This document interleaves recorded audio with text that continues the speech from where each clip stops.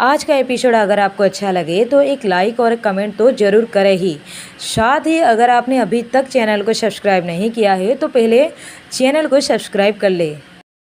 पिछले एपिसोड में हमने देखा कि अर्जुन सुहानी को उसके साथ फिजिकल होने के लिए कहता है तो सुहानी मना कर देती है और उठकर अपना नाइट सूट लेकर बाथरूम में चेंज करने के लिए चली जाती है।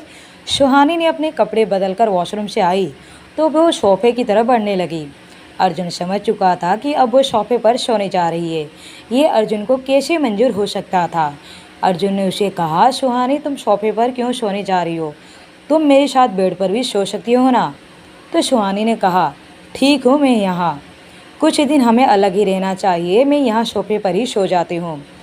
अर्जुन अपनी जगह से खड़ा होता है, जाकर सुहानी को अपनी बाहों में उठाकर बेड पर लाता है और लेटा देता है। हम साथ सो सकते हैं।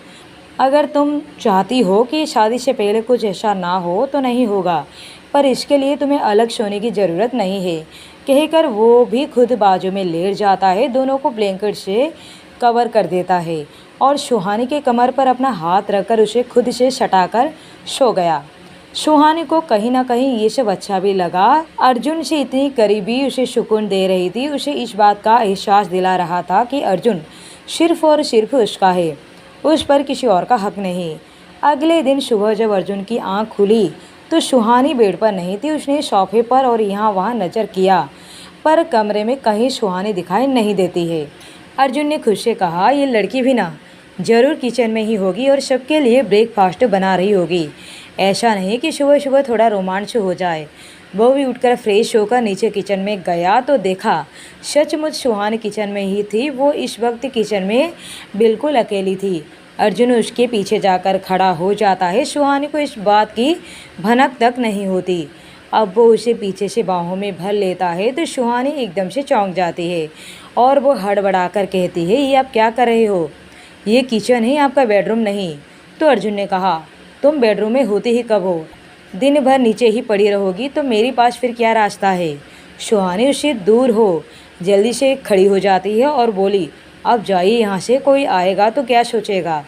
अर्जुन ने बिना उसकी कोई बात सुने उसकी पेट पर हाथ फेरने लगा, जिससे सुहानी को गुदगुदी हो रही थी। उसने अपने पेट से अर्जुन का हाथ हटाते हुए कहा, अब जाइए ना प्लीज़, क्या कर रहे हो, वो भी किचन में?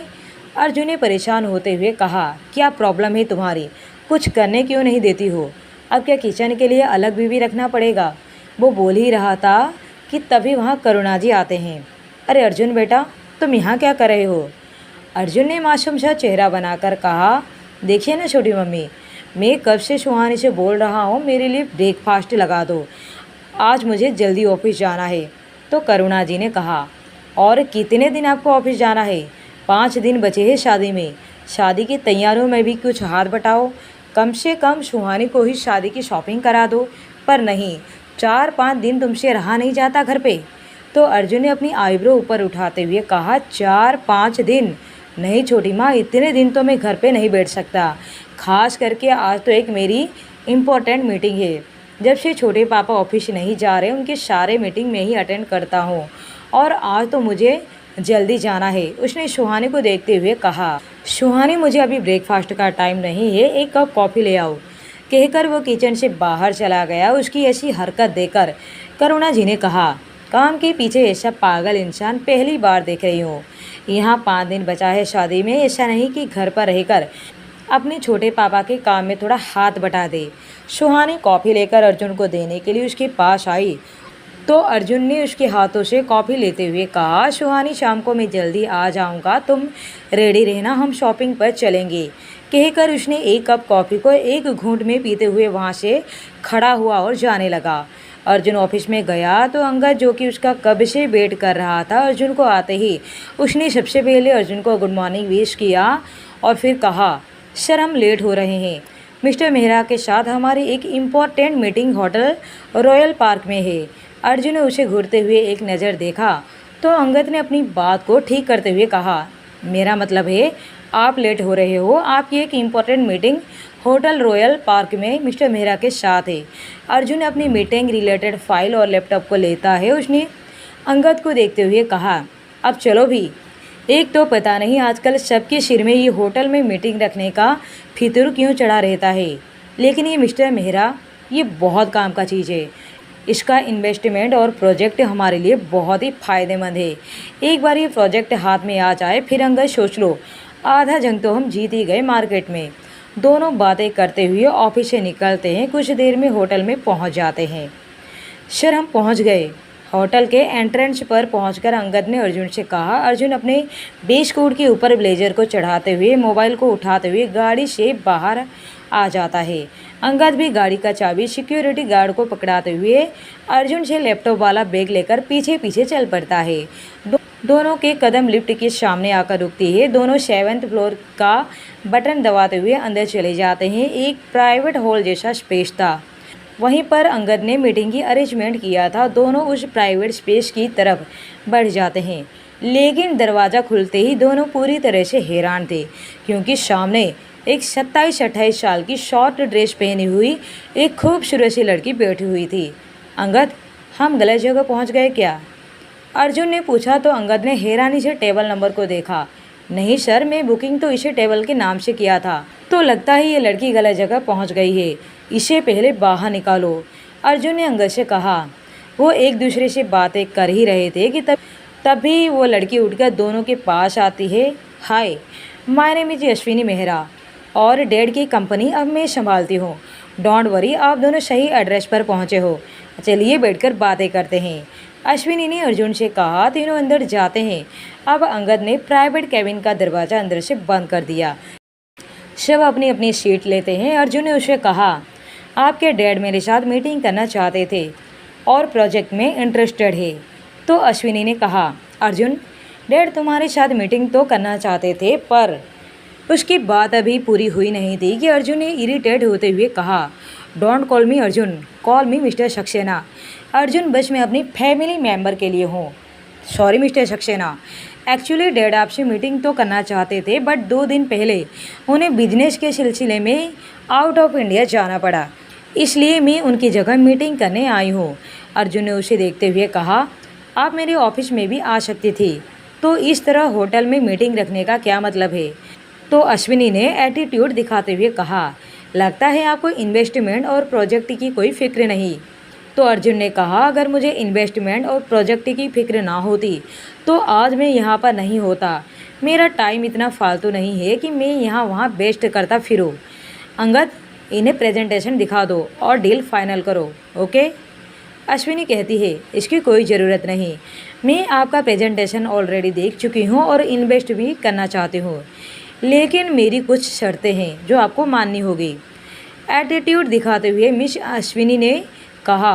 तो अर्जुन ने जवाब दिया, सॉरी, लेकिन मैं शर्तों पर काम नहीं करता। अर्जुन ने उठते हुए कहा। उतनी ही तेज़ी से अश्विनी उसके सामने जाकर खड़ी हो जाती है। सुन तो लीजिए मिस्टर सक्सेना, मेरी शर्तें क्या है? अश्विनी उसे अजीब नज़रों से देखते हुए बोलती है। उसके चेहरे से अर्जुन ने उसके मनसूबे का पता लगा लेता है। अर्जुन ने अंगद से कहा, अंगद तुम बाहर चले जाओ, मेरा वेट करो। तो अंगद ने ओके सर कहते हुए फ़ौरन केबिन से बाहर चला जाता है। उसकी हिम्मत नहीं थी कि कुछ अर्जुन से सवाल जवाब कर सके। अश्विनी ने कहा, वेरी स्मार्ट मिस्टर सक्सेना, कुछ कहने से पहले ही आप सब कुछ समझ गए। अश्विनी अर्जुन के गालों पर उंगली फेरते हुए बोली। तो अर्जुन ने कहा, यहाँ तक मैं ऐसे ही नहीं पहुँचा मिस मेहरा, आप जैसे लोगों से आए दिन मुलाकात होती ही रहती है, जो शराफत और इज्जत का चादर ओढ़े अंदर से पूरे खोखले होते हैं। अश्विनी ने कहा, आप क्या करें मिस्टर सक्सेना, कुछ ज़रूरतें तो हमारी भी है, जिसे मैं आप जैसे स्टैंडर्ड इंसान के साथ रहकर पूरा करना चाहती हूँ। वैसे भी शादी जैसे बंधन में फंसकर खुद की ज़िंदगी की बर्बाद नहीं करना चाहती। बिजनेस को एक नए मुकाम पर ले जाना चाहती हूँ। मंगलसूत्र का फंदा पहनकर आत्महत्या करने का कोई इरादा नहीं है मेरा। पता किया मैंने, आपको भी शादी जैसे रिश्तों में बिलीव नहीं।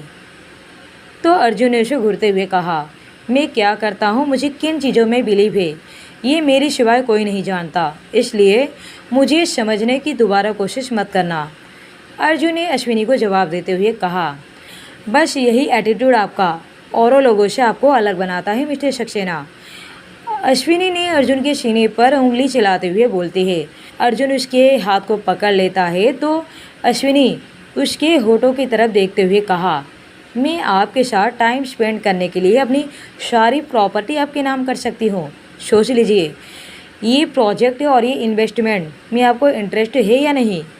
अर्जुन ने कहा, लड़की खुद हमारे सामने परोस कर आती है और ये दुनिया वाले हम मर्दों को खामखा बदनाम कर रखा है।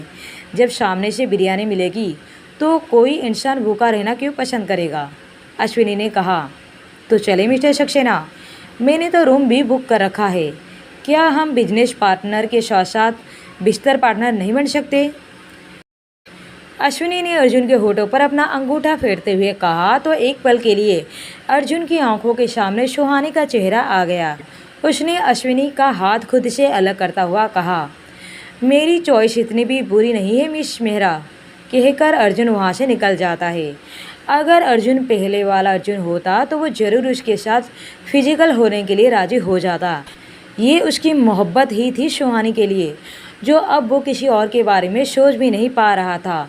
बाहर अंगद अर्जुन का वेट कर रहा था। दोनों कार में बैठकर निकल जाते हैं। शाम को अर्जुन अपने वक्त पर घर पहुंचता है तो देखता है सुहानी कब से शॉपिंग में जाने के लिए रेडी होकर बैठी है, जबकि अर्जुन को ये बात बिल्कुल भी याद नहीं थी आज उसने सुहानी से क्या कहा था। अर्जुन को देखकर सुहानी ने मुंह फुलाकर कमरे में चली गई तो अर्जुन ने मन में सोचा, ओह गॉड, मैं ये कैसे भूल सकता हूँ। आज मैंने सुहानी को शॉपिंग पर ले जाने के लिए कहा था। अब उसने दौड़ते हुए अपने कमरे में गया। सुहानी जो कि रूठी हुई बेड पर बैठी हुई थी। अर्जुन ने अपने कान पकड़ते हुए कहा, सॉरी, वो मैं एक्चुअली भूल गया था कि आज हमें बाहर जाना है। सुहानी ने रूठने के अंदाज में कहा, क्यों याद रहेगा आपको बस अपना ऑफिस और मीटिंग ही याद रहता है। मेरी तो कोई अहमियत ही नहीं आपके लाइफ में। मैं ही पागल हूँ जो कब से तैयार होकर बैठी हूँ। मैंने सोचा आज आपके साथ बाहर जाऊंगी, कुछ पल आपके साथ गुजारूंगी अकेले में, लेकिन मैंने ये सोचा भी कैसे कि आप अपना कीमती वक्त मेरे पीछे बर्बाद करेंगे। अर्जुन ने उसे मनाने के अंदाज में कहा, हाँ तो हम अभी भी साथ वक्त गुजार सकते हैं। सुहानी, हम आज डिनर पर जाएंगे, वो भी इस शहर के सबसे बड़े होटल में।